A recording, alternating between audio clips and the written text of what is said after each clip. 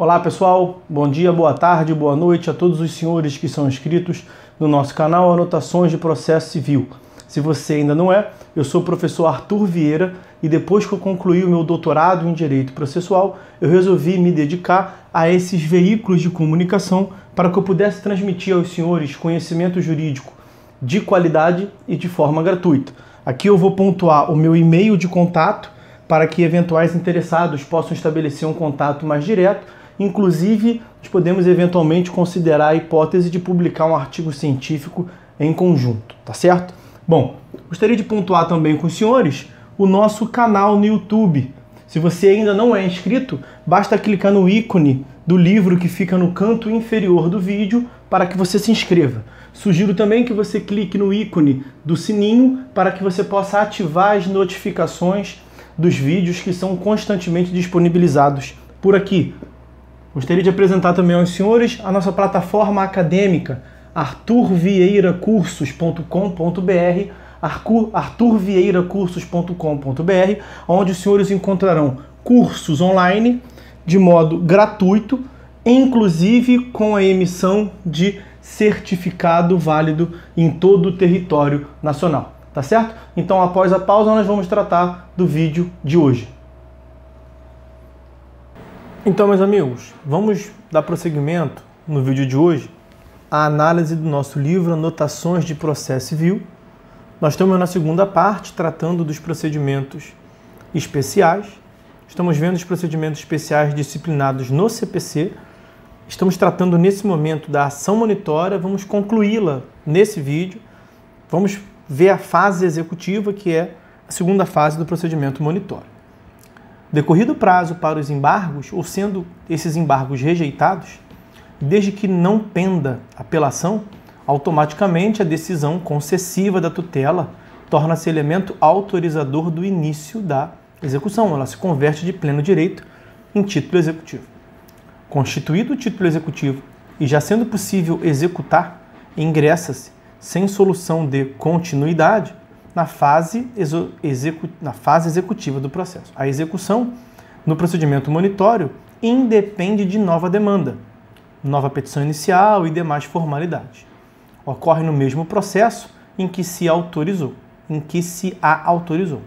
Essa característica de realização da execução no mesmo processo em que se formou o título executivo judicial, ora presente também no processo comum de conhecimento, já se apresentava na ação monitória desde a sua introdução no CPC, que se deu em 1996. Essa introdução, portanto, que se deu no CPC anterior, de 73. Eu volto a lembrar aos senhores que esse livro foi editado quando do período de transição entre o CPC de 73 e o CPC atual. Bom, o caput do 1102 do CPC anterior e o parágrafo 3º do 1102-C do Código anterior já determinavam o direto ingresso na fase executiva, uma vez formado o título, sem nova citação do réu. A Lei 11.232 de 2005 manteve essa característica do processo monitório de ingressar diretamente na fase executiva, tão logo esteja aperfeiçoado o título executivo. No entanto, a execução passou a fazer-se pelas regras do cumprimento de sentença. Artigo 523 era o artigo 475J e seguintes do Código anterior, de 73, é o atual artigo 523 e seguintes do CPC de 2015. Precisamente por não existir solução de continuidade entre as etapas de cognição e de execução, não há nova citação do réu, a partir de então, devedor, pois ele não é chamado para participar de um novo processo. O ato que lhe dá ciência do mandado, agora já executivo, abrindo-lhe oportunidade para pagar ou garantir o juízo, é intimação operada no curso do processo. O parágrafo 3º do artigo 1102-C do Código anterior era claro quanto a isso. O Código atual manteve essa mesma lógica. Pela disciplina do cumprimento de sentença, deixou de existir a oportunidade para nomear bens à penhora. O devedor será desde logo intimado da penhora. Na disciplina anterior ao início da vigência da Lei 11.232 de 2005, mesmo se tratando de uma intimação, e ainda que o devedor tivesse procurador constituído nos autos, esse ato de comunicação, abrindo oportunidade para pagamento ou nomeação de bens, seria efetivado na pessoa da parte, e não na de seu patrono. Essa lógica mudou com o Código atual. Pagar, garantir o juízo ou permanecer inerte, deixando que de ofício se afetem bens de seu patrimônio, são condutas que incumbem diretamente ao litigante e não a seu advogado. Nessas hipóteses, como regra geral, isto é, desde que não haja regra expressa em sentido oposto, a parte é destinatária direta da intimação. Volto a dizer que essa é uma previsão que vigia no Código de 73, no Código atual nós tivemos mudança, veremos. Mas por espécie a previsão da Lei 11.232 de 2005, ainda na vigência do Código anterior, essa diretriz está alterada. Por um lado, como foi dito, já não há mais, na execução do título judicial, cumprimento de sentença, uma intimação para o devedor pagar ou nomear bens. Por outro lado, a própria intimação da penhora, também conforme essa Lei 11.232 de 2005, poderá fazer-se na pessoa do advogado do devedor, inclusive mediante publicação no órgão oficial de imprensa. Na disciplina anterior ao início da vigência 11.232 de 2005, não havendo cumprimento do mandado executivo, uma vez garantido o juízo, seja por penhora, depósito ou caução, cabiam embargos à execução. Isso no modelo anterior à Lei 11.232 de 2005. A possibilidade desses embargos defluía da não exclusão para a disciplina do processo monitório do então vigente artigo 669, que os autorizava expressamente. Com a Lei 11.232 de 2005, passou a caber a impugnação ao cumprimento de sentença no lugar dos embargos à execução.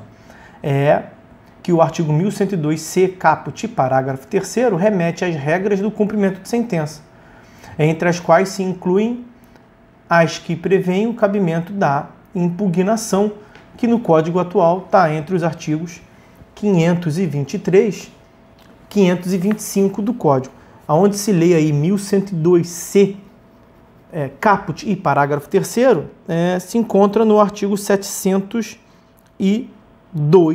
do Código de 2015. Mas a constituição de pleno direito do título ocorre, mas constituído de pleno direito o título, ocorre preclusão. Fica vetada a possibilidade de discussão de toda e qualquer matéria anterior àquele momento. Conquanto cabível a impugnação ao cumprimento, estas apenas poderão veicular matéria superveniente à constituição do título. É nesse teor o parágrafo 1º do artigo 525 do Código atual. Aliás, também já era assim antes da Lei 11.232, quando cabiam embargos à execução. Isso é confirmado pelo emprego do adjetivo judicial para qualificar título, que se forma. Confere-se-lhe o regime dos títulos executivos judiciais, o qual tem uma única peculiaridade em relação ao dos títulos extrajudiciais. A limitação da matéria de defesa suscitável mediante impugnação, prevista no antigo 475L do CPC de 73, atual 525. Entre essas defesas, a única que pode ser alegada e que tem causa anterior ao fim da fase cognitiva é a do inciso 1º, a nulidade da citação na fase de conhecimento, se não houver comparecimento tempestivo do réu.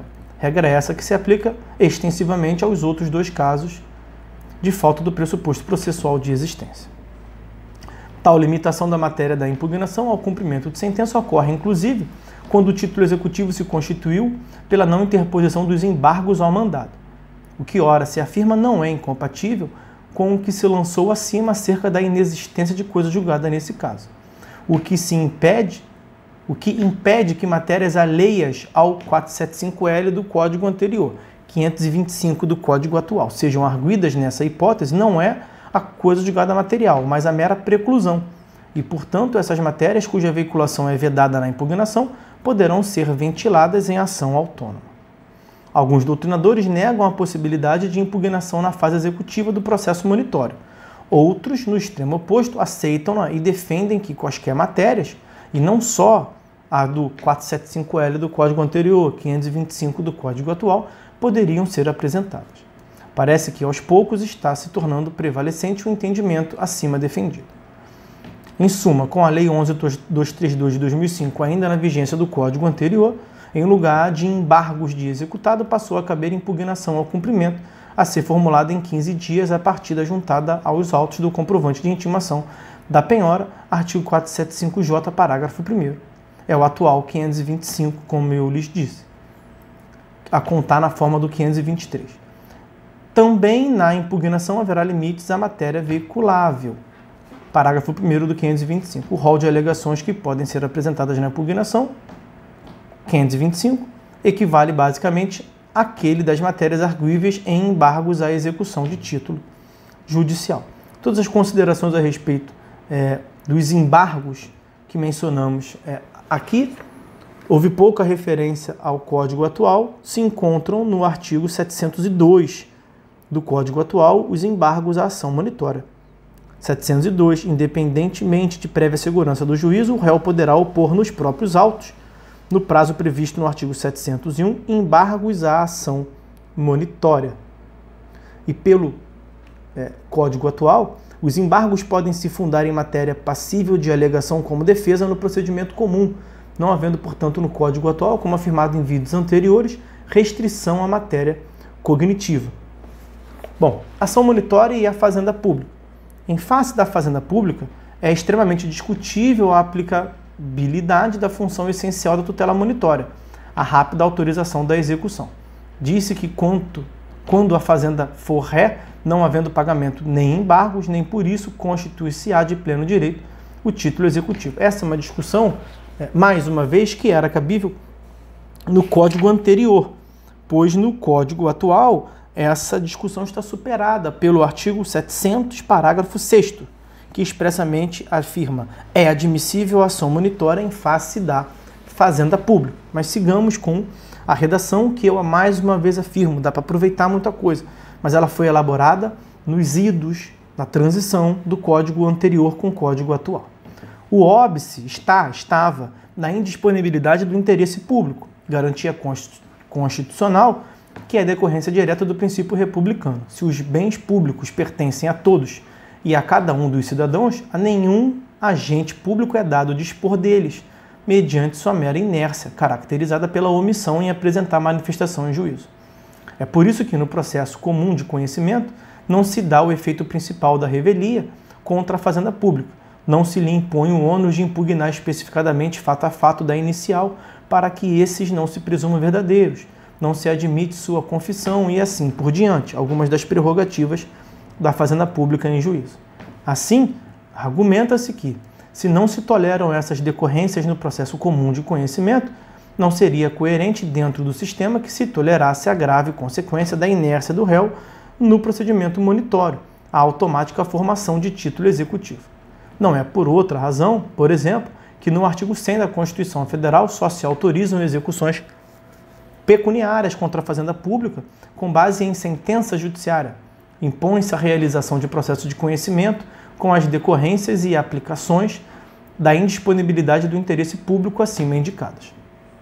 O óbice ao uso da tutela monitória em sua inteireza, nesse caso, não é a pura e simples previsão de modo especial de execução contra a fazenda. Fosse só isso, seria válido o argumento de que se utilizaria o procedimento monitório apenas até o fim de sua primeira fase, prosseguindo-se depois pela via dos precatórios. Igualmente, seria correto dizer que o obstáculo não atingiria as pretensões que não envolvessem dinheiro. O problema é outro. É sistematicamente impossível atribuir à eventual inércia da fazenda pública a consequência estabelecida no procedimento monitório. Na hipótese de a fazenda pública não pagar nem embargar, não cumprir a obrigação nem oferecer defesa, tem de ser adotada a solução semelhante às que vinham dando alguns tribunais para a questão das execuções contra a fazenda com base em título extrajudicial. O juiz, mesmo assim, deveria proferir sentença, requisitando-se o pagamento por intermédio do presidente do tribunal, após o trânsito em julgado da sentença, que estaria sujeita, inclusive, ao duplo grau de jurisdição se proferida contra a União, Estado e município. Vejam o artigo 496 com as limitações da remessa necessária que o Código de 2015 trouxe. Tal caminho afastaria a finalidade principal da tutela monitória. Dentre as especiais vantagens que o procedimento oferece ao demandante, restaria a chance de que a fazenda pública, incentivada pela isenção de custas e honorários, lembre-se que no Código atual não tem isenção propriamente de honorários, mas uma redução a 5%, a Fazenda Pública cumprisse com esses benefícios espontaneamente o mandado, nos casos em que, mediante prévio exame interno, reconhecesse não deter razão. Afinal, o cumprimento espontâneo do mandado pela Fazenda Pública, esse sim é possível. Se a pessoa de direito público atende ao mandado de pagamento, o cumprimento da obrigação é voluntário e não por força de condenação. Não se estaria afrontando, por isso, o sistema de pagamento mediante precatórios. O tema sempre foi objeto de intensa discussão na doutrina. Alguns negam completamente o uso da tutela monitória contra a Fazenda Pública. Outros a reputam cabível em todos os seus efeitos. Na jurisprudência, depois de muita controvérsia, o STJ editou o enunciado 339 da súmula de jurisprudência predominante. É cabível a ação monitória contra a Fazenda Pública. Mas vários dos precedentes que levaram à edição dessa súmula, embora admitam o emprego dessa ação contra a Fazenda, negam a incidência de seu efeito principal, a de imediata constituição do título executivo em caso de inércia do réu. No CPC de 2015, como afirmamos ainda há pouco, o parágrafo 6º do artigo 700 prevê expressamente o cabimento da ação monitória em face de Fazenda Pública. O último tópico é o da antecipação de tutela no processo monitório. Em termos práticos, o procedimento monitório brasileiro, por si só, oferece especial utilidade ao demandante apenas em duas hipóteses. Em primeiro lugar, se o réu atende à injunção e paga, e em segundo lugar, se o réu permanece inerte e tem início automaticamente a fase executiva. Havendo, ao contrário disso, embargos ao mandado, o réu, oferecimento pelo réu de sua defesa, o recurso à via monitória não terá oferecido ao autor muito mais do que ele obteria com a direta propositura da demanda comum de conhecimento. A única especial vantagem que lhe resta é, no caso de rejeição dos embargos, o imediato início na fase executiva, independentemente de novo processo. Veja que, agora com o processo em crédito, não tem nem muito esse benefício. Nos processos monitórios de outros países ou de outras épocas, estabeleceram-se mecanismos destinados a fazer com que, em certos casos, a decisão inicial tivesse desde logo força executiva, mesmo se pendentes embargos. Na Itália, fala-se em cláusula de execução provisória, enquanto que na Alemanha e na antiga ação descendiária luso-brasileira, falava-se em condenação com reserva de exceções. Mas nada de similar foi previsto especificamente para o atual procedimento monitório brasileiro. Sem prejuízo de posterior alteração da lei para estabelecer mecanismo como os ora indicados, existe desde logo um instrumento à mão do juiz para assegurar que concretamente o procedimento monitório desempenhe papel ainda mais relevante, que é o caso da antecipação de tutela genericamente previsto no Código anterior, no artigo 273, no Código atual de 2015, no artigo 300 e seguinte. Era previsto tutela antecipada, no Código anterior é a atual tutela de urgência. Trata-se de instituto aplicável, inclusive, ao procedimento monitório. Sua adequada utilização tende a abranger aproximadamente as mesmas situações que no sistema italiano, por exemplo, dão ensejo à declaração de executividade provisória da decisão inicial. Até porque, concedido o mandado, existirá juízo de verossimilhança favorável ao demandante, que muito provavelmente será suficiente para que se considere cumprido um dos requisitos da antecipação, o fomos baniores. Existindo o perigo de dano irreparável, de difícil reparação, periculo in mora, ou caracterizado o abuso de direito de defesa ou propósito protelatório, redação do artigo do Código anterior, haverá dever do juiz de, tendo o autor requerido, conceder a antecipação da eficácia condenatória, autorizando-se desde logo e, pelo menos, a execução provisória. No caso da antecipação de tutela, deve ocorrer já no próprio momento da concessão do mandado, se a urgência da situação assim exigir, a tutela de urgência, portanto, deve ser concedida dessa forma. Então, com isso a gente acaba a análise da ação monitória e, a reboque, com isso a gente acaba a análise também dos procedimentos especiais, os principais procedimentos especiais de jurisdição contenciosa. A partir do próximo vídeo, nós vamos começar a tratar alguns dos procedimentos especiais de jurisdição voluntária. Nós vamos ficando por aqui, portanto, a partir do próximo vídeo, vamos seguir daqui procedimentos especiais de jurisdição voluntária. Vamos começar, como está na tela para os senhores, a partir das alienações judiciais. Então, por hora é só, meus amigos. Fiquem todos com Deus e até a próxima.